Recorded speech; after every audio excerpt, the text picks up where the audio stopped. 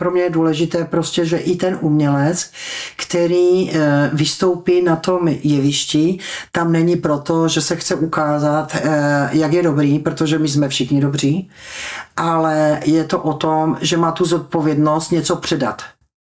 A vlastně ten umělec v tom momentě má větší sílu třeba než nějaký politik. Takže pro mě umění je cesta, jak měnit tento svět jako úplně nejsilnější. Jenomže vlastně jakoby k tomu, aby to takto bylo, se vlastně to vzdělání hudební jakoby nedělá. Jo? Tam je to, ten akademický svět je pořád o tom, perfekcionismus, musíš být ukázněný, musíš to zahrát tak, jsou tam nasázené ty noty, což chápu, jako já miluju klasickou hudbu, jo, ale v podstatě ten jednotlivec v tom orchestru, anebo i když hraje třeba z nějakého toho skladatele, se stává interpretem, jo. Když to mě neoslovovalo. Mě interpret prostě blokovalo. Mě to blokovalo, protože já jsem to musela zahrát tak, jak to napsal, nebo musela jsem to procítit tak, jak to napsal. Tu dynamiku jsem nemohla vlastně, jo, jak říkám, i ten hněv se dá, jo, třeba to fortissimo bylo pro mě jako, že vášení, jo, toto. No to vůbec, to jsem neměla, absolutně si pamatuju, jsem vůbec nemohla. To takhle být, to je moc. To už je moc, jo. A to je do dneška takhle, jo. Takže já jako interpreta někoho, kdo něco napsal, necítím svobodu vůbec. Ale vůbec.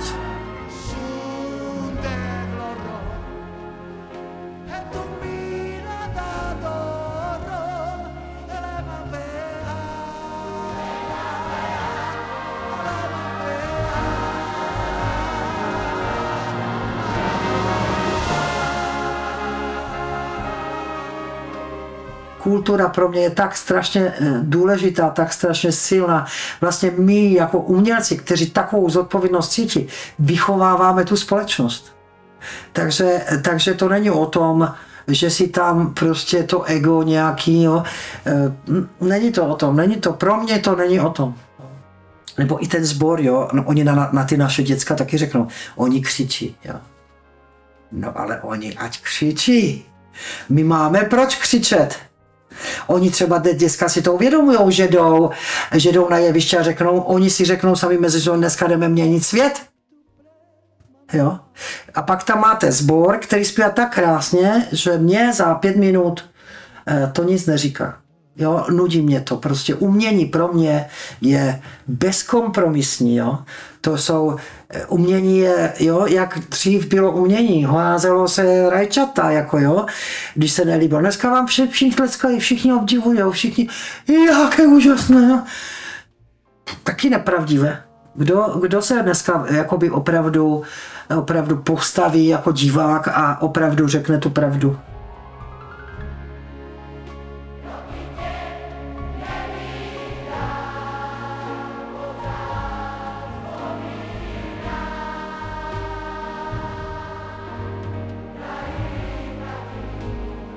A moje máma, která vlastně jakoby byla ten generál v rodině, to bylo pořád příkaz, jo, to bylo všechno příkazem a dalo by se říct křikem a všechno musíš, tak já jsem od prvního momentu cítila šílený, ale opravdu odpor k tomu dělat to, co ona mi říká, že mám dělat. A naopak, tatínek byl Rom a tam jsem jezdila k ním do té rodiny, kde vlastně byla ta svoboda. Takže já jsem měla už od malička vlastně vybrané ty 2 cesty a mě vlastně, když to teďka zkrátím, tak jsem se vlastně vrátila k té romské, že tam mě vlastně úplně navedli na tu svobodu. A já jsem si to vybojovala, já jsem si to v tom svém životě vybojovala, jsem strašně za to vděčná těm Romům, protože kdyby jsem měla jenom svoji mámu, tak bych to určitě nebyla já, kdo teď tady sedí. tatínek byl muzikant, přivedl mě k hudbě, což není až tak důležité, že mě přivedl k hudbě, ale on mě předal lásku k hudbě. Jo? On byl prostě krásný člověk, který si vždycky na mě našel čas, přestože mě teda jako řekl, že začínám na klavír, když mě bylo 6, tak jsem neprotestovala a oproti té mámě, on tam vždycky si sedl a byl ticho. On tam jenom takhle seděl, si pamatuju, a když už jsem začala hrát takový ty Mozarty a to, že už to znělo, tak jsem se tak jenom podívala, jak mu stýkala slza po tváři, jakou měl velikánskou radost a byl pyšný na mě, že to dokázal, když to ta máma byla ta, běž cvičit, musíš cvičit, teďka já jsem nechtěla cvičit, venku děcka si hráli nějaký volejbal nebo něco a chtěla jsem tam být s něma, ne, prostě musíš, takže já jsem měla ty dva světy nalajnované vlastně už úplně před tím mým narozením a vlastně dneska mě to dává celé smysl, že to mělo obrovský význam.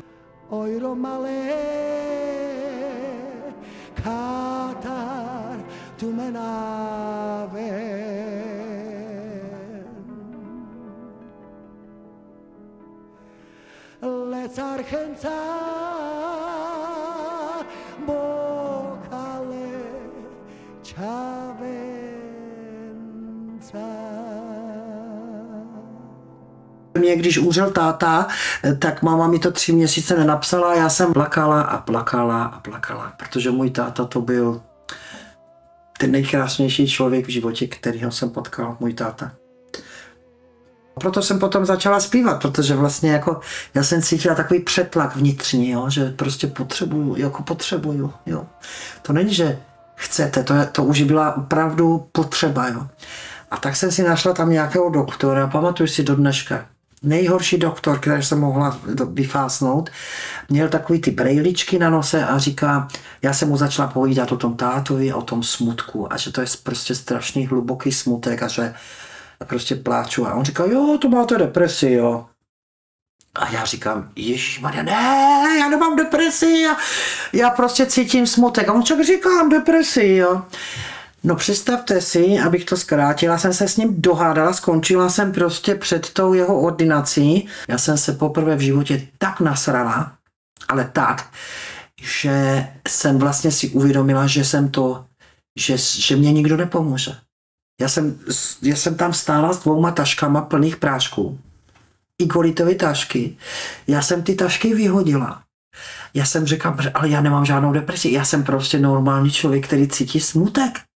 Já jsem si to pomenovala a já jsem tomu rozuměla, co se ve mně děje, takže najednou jsem si uvědomila, že vlastně jsem se nasrala na celý svět, na celý vesmír jsem se nasrala. A to je někdy tak zdravé, to vám řeknu, že mě to takovou obrovskou sílu to do mě dalo, že jsem vykročila a tam jsem vlastně jakoby vykročila tu moji cestu. Jo. A na to jsem potřebovala tu sílu. A od té doby jsem věděla, že jsem na to sama.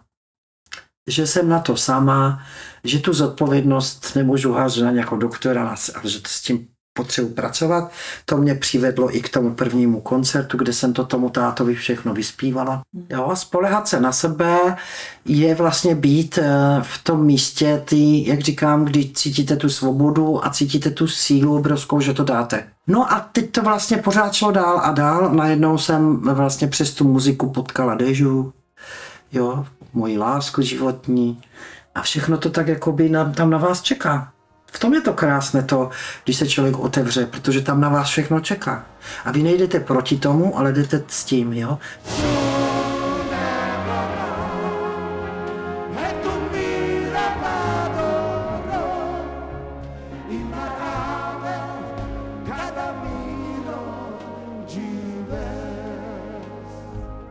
I ta romská kultura už není to, jak když zahrali housle, to vám projelo do srdce, jo, to už je málo takových umělců jsou, ale pomaličku, jo, dneska to zase ta mládež to má postavené na těch samohrajkách, to za vás hraje, nebo si pustí tam ze speakeru, už nemají živou kapelu, jo, zaspívají tam, aby byli obdivovaní, oni je obdivují, oni jsou vlastně tím vzorem, to prostě ztratilo tu hloubku, no, tu hloubku. Já si pamatuju, když jsem byla malá a oni na té zahradě s tátou zahrali jako Romové na té zahradě, tak to prostě to bylo tak silné, jako já jsem byla dítě, jako silné, jo. A teď si vemte, že mě to inspirovalo na celý zbytek mého života, protože z toho já čerpám. Tak silné to bylo. Tam to bylo o tom prostě, o té duši, no.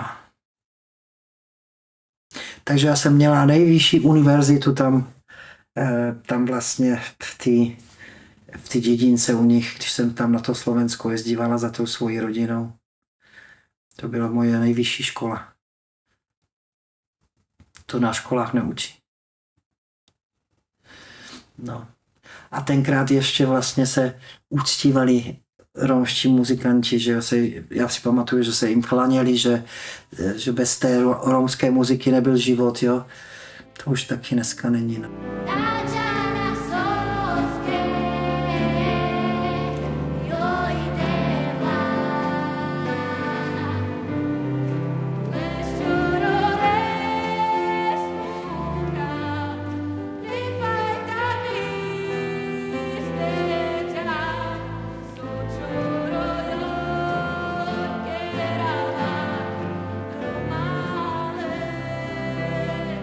Ta cesta mě přivedla právě k těm dětem a hlavně teda k těm romským dětem, protože já jsem potom měla pocit, že jim to dlužím za toho tátu, že můj táta se strašně za to styděl, že je Rom a i tak umřel a já teda jako si myslím, že se nemáme vůbec za to stydět, takže ukazuju těm dětem tu cestu. Jako ten pěvecký sbor Čavorengy, který jsem založila, bylo hlavně proto, protože já jsem si uvědomila, že se mluví o integraci a pořád se mluví o tom, aby ty romské děti jakoby se otevřely, bla, bla, bla. No, co bylo pro mě důležité, bylo, že ty děti připravit na tu integraci. Oni nejsou připraveni na integraci. To znamená, že když oni se mají integrovat a nejsou připraveni, tak to končí katastrofálně. Takže ty v uvozovkách moje děti mají za úkol na sobě pracovat. V podobu těch 14 dnů na tom táboře mají připravený obrovský program, kde jsou ty výzvy pro ně připravené, aby si prostě naučili přecházet ty svoje hranice.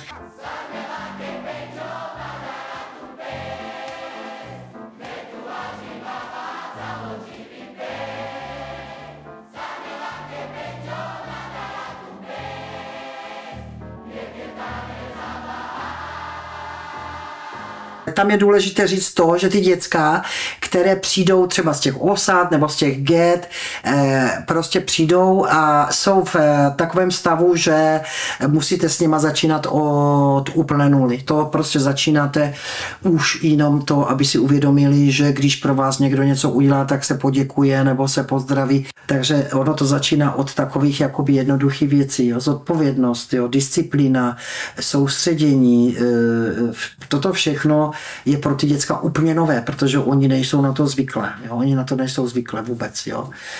Potom, kromě toho, že samozřejmě zpíváme a tvoříme s něma, vytvoříme krásný koncert, který potom v průběhu roku vystupují, protože to je taková třešnička na dortu, to mají za to, že vlastně jakoby na sobě pracují a sledujeme, teda monitorujeme je i ve školách, protože tam mají v podmínce, pokud chcou být členem Čavorengy, tak musí splňovat podmínku tu, že nesmí mít špatné známky a nesmí chybět, protože když my je potom potřebujeme na ty koncerty, by je škola nepouštěla. Takže ty děcka to mají takto nastavené a ty, kteří chtějí na sobě pracovat, tak se vlastně za těch 14 dnů byste se divili, jak oni se dokážou posunout.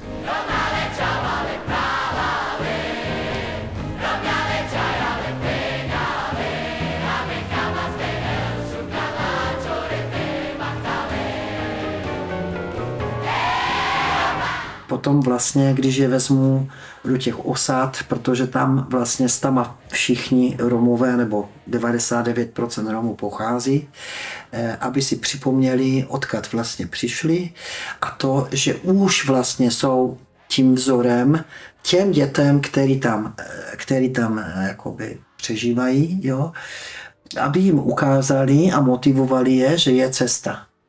Že je cesta. Jo? Protože ty děti musí vidět nějakou laťku, oni se musí dostat výš.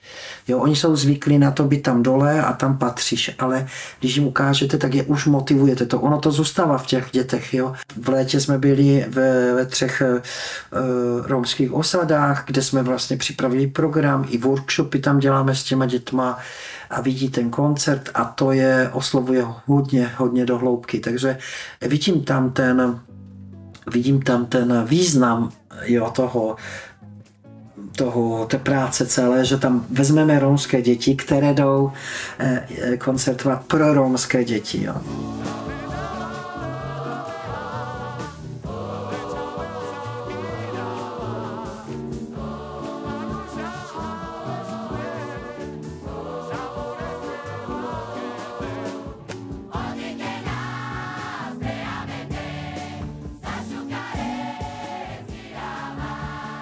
A dále nás samozřejmě doprovází hudebníci vlastně neromové, Česká filharmonie, která nám nesmírně pomáhá v té práci a podporuje tu moji myšlenku, což je ten akademický svět, který jsem vlastně taky jakoby poznala jako díky tomu, že jsem teda studovala.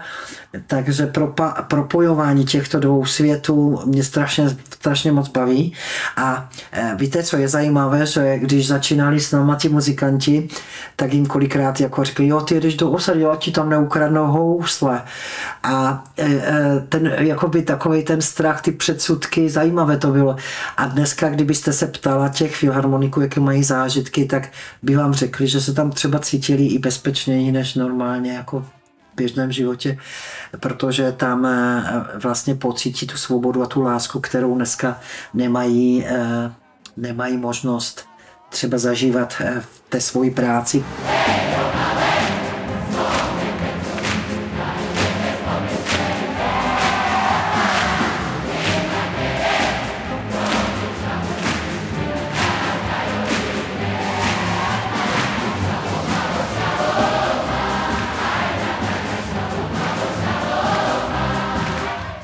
Romské děti mají daleko větší svobodu, protože nejsou právě tlačeni, jak teda to dělala ta moje máma, že musíš a jim to je proti vůli, protože oni to cítí, že toto není ta cesta jejich. Oni jsou vlastně jakoby větší rebelové než ty poslušné děti, které dělají to, co rodiče chtějí, aby dělali, a to se většinou ukazuje u těch neromských dětí, které jsou zatuhlé, zablokované, uzavřené, už nejsou tak tvárné. Nedělám ideál z romských dětí, jo, protože ty zase potřebují se vzdělávat a potřebují zapínat tu hlavu, aby přemýšleli, a to se jim moc nechce, ale co se týče jakoby toho tvořivého, jsou víc otevření, jsou spontánnější. Oni jsou v podstatě ready na to, aby je někdo vedl.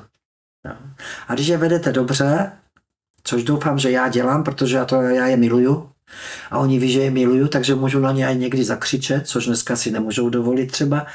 Jo, a víte proč? Protože neřeším, řekl Mário, jeden člen řekl, někdo se ho na to ptal, on říkal, protože teta Jida, tak to mi říkají, neřeší sebe a řeší nás.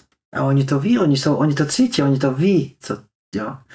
Když to u neronských dětí bych si troufla říct, že by mě to rodiče nedovolili. To si troufám říct. Jo? Já někdy na ně zakřičím, já někdy se na ně tak naštvu, ale já je tak miluju, že mi tak na nich záleží. A to je rozdíl, jo? To je rozdíl, než když na někoho křičíte, protože chcete být zajímavá, nebo si to tam vyhodíte na nevinných, jo, a tak dál. Takže vlastně díky tomu, že tu práci s těma emocema mám, jako dalo by se říct zmáklou, protože to je tvořivý pro mě element, tvořivý, takže i když zakřičím a myslím to opravdu z té hluboké lásky, tak tam nahoře to ví, tak mi to zafunguje. Já třeba vůbec na děcka netlačím, to mě naučil ten táta, on tam seděl, někdy stačí jenom sedět. Ať tvoří ty děti, ať se ukážou, ať něco, jo, dáte jim nějaké zadání, něco jim dáte, ale neříkáte, tak to nedělej, toto nedělej, tak to se to, jo, tak prostě oni to nemají rádi moc, když jim řeknete, jo, zastrč tu židličku, jo, nebo pro ně to není jako podstatnější, než to, co cítí. Jo, protože to pro ty paní učitelky, včetně teda mojí mámy, protože ona byla učitelka, tak vím, že prostě pro ně je podstatně, jak se chováš, co řeknou, co na tebe řeknou, co o tobě řeknou, jak se, jo, to není o tom, jak se cítíš. Však dneska, koho zajímá to, jako co cítíte, koho zajímáte dneska, v dnešní době, co cítíš. V té práci dneska vlastně, potřebujete být produktivní a vykonávat nějaký, vykonávat a být výkonný, jo, a co dneska je to takové nelidské na moje podmínky. A druhá věc je to odpojení je vlastně systematicky praktikované na lidech a vypadá to tak, že by chtěli nejradši někde v tom systému, jak to na nás valí, aby jsme byli roboti, že jo. Takže oni nechtějí, aby jsme cítili, protože člověk, když cítí, tak ví. Každý ví. Ale musel být víc do hloubky, no. Tam to máme. Každý ví pravdu. Každý ví pravdu. Názor je něco jiného. Pravda je hloubš. No. Názor je tisíce a tisíce prostě pravd, že jo, v té hlavě, tam máme chaos, no. To bohužel, no, ale když cítím smutek, tak to cítíme spolu. Tam se scházíme, tam se dokážeme napojit na sebe, že jo. A my, dokud se nenapojíme na sebe a nebudeme spolu, tak tady nic nezměníme. Můžeme o tom mluvit, ale nezměníme. No. A vlastně jakoby ten systém nastavují ti, s kterýma nesouhlasíme, takže jakoby to, že to na ně svádíme, není cesta. Není. Aby si každý uvědomil, že vlastně ta cesta, jak to tady změníme, je na nás. Že to je fakt jenom na nás. Že to není na nějaké politické straně ani na nějakém prezidentovi, že to je prostě na nás. My to maximálně můžeme na někoho svádět, ale nebude to pravda, protože jsme si zodpovědní za to, jak to tady vytvoříme. Já, když budu mluvit za sebe, tak vím, že prostě jsem musela projít celou tu cestu, aby jsem se k sobě dostala, aby jsem našla tu pravdu, aby jsem byla otevřený člověk a věděla, že tam mám prostě co dávat a dávám. A já věřím tomu, že toto je to nejlepší, co můžu já pro tento svět udělat, to dělám. A taky vím, že až budu umírat, tak budu vědět, že jsem to tady odevzdala.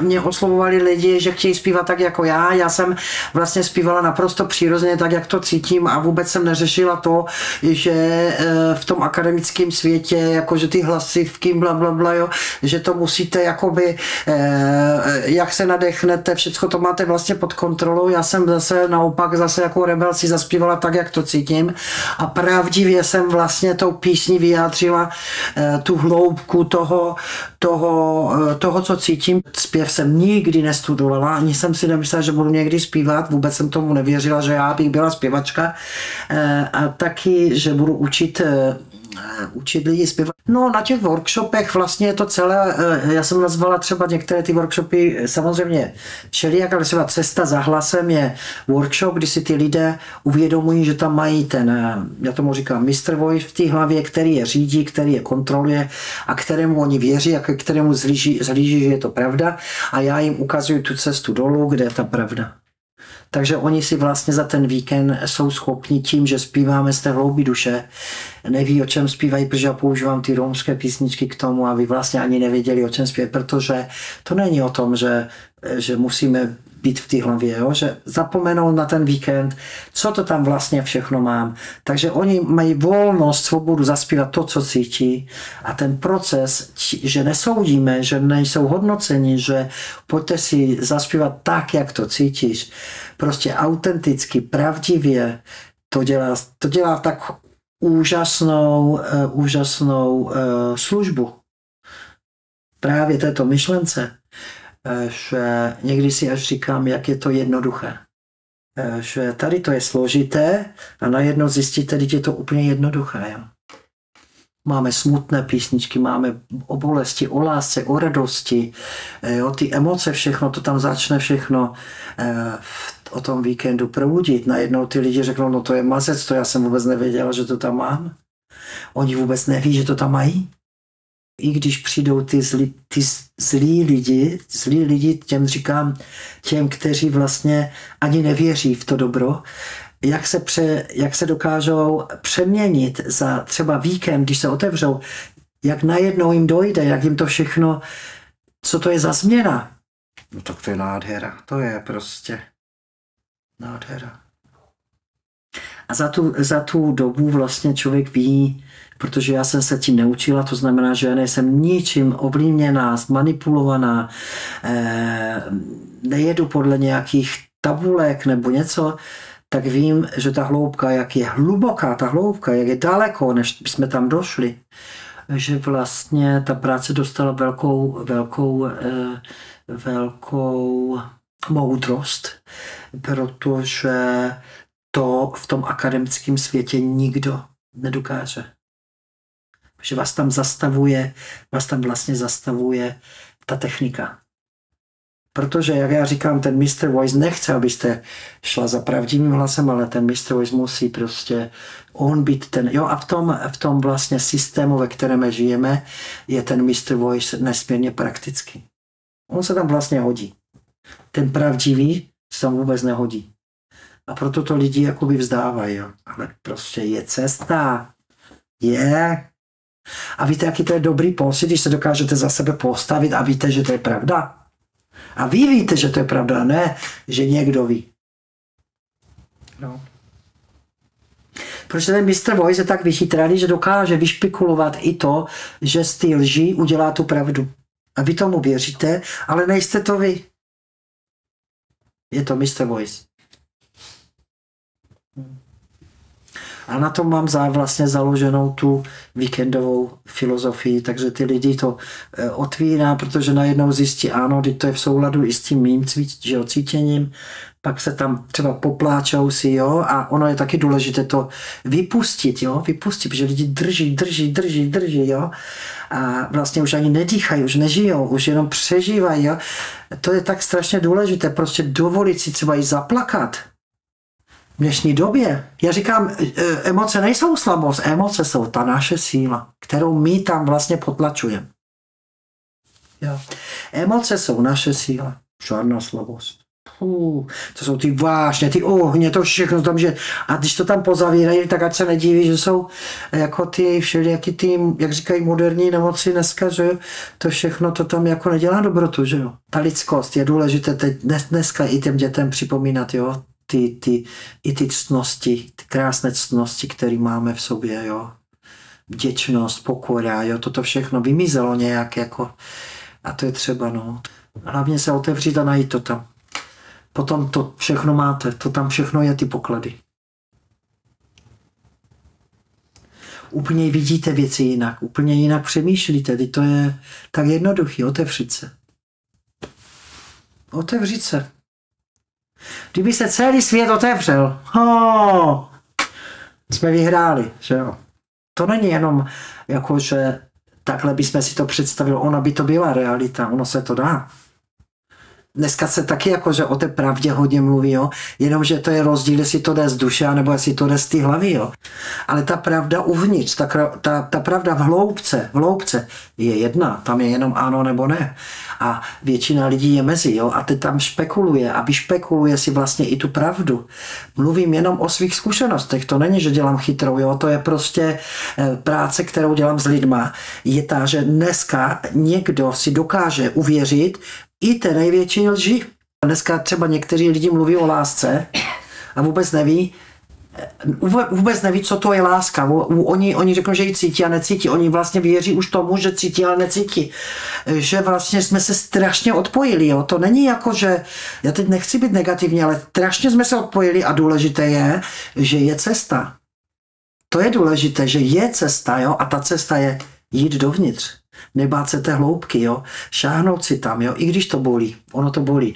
Když řeknete lidé otevři se, oni vlastně se nechtějí otvírat, protože se bojí toho, že to bolí. Ono to bolí, ale žijete. Prostě člověk si najednou uvědomí, že i s tou bolestí že ta bolest patří k tomu životu, že prostě jednou za čas opravdu dostaneme tu ránu, kterou prostě je potřeba prožít a posilnit a jít dál a nezavírat se. A každý bojovník se bojí strachu, ale když se necháme tím strachem zastavit, tak se nedostaneme dál. Ale když se prostě člověk neodváží žít, jo, tak potom jenom přežívá vlastně v té hlavě. To je zajímavé, že všichni máme všechno. Ale pořád to hledáme někde venku. Jo. Máme to všichni.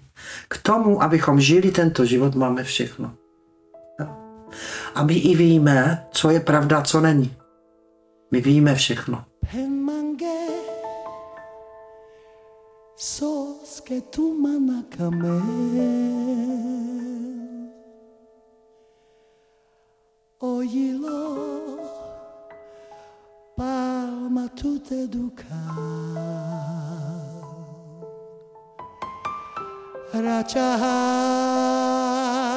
Me pa tutte me pira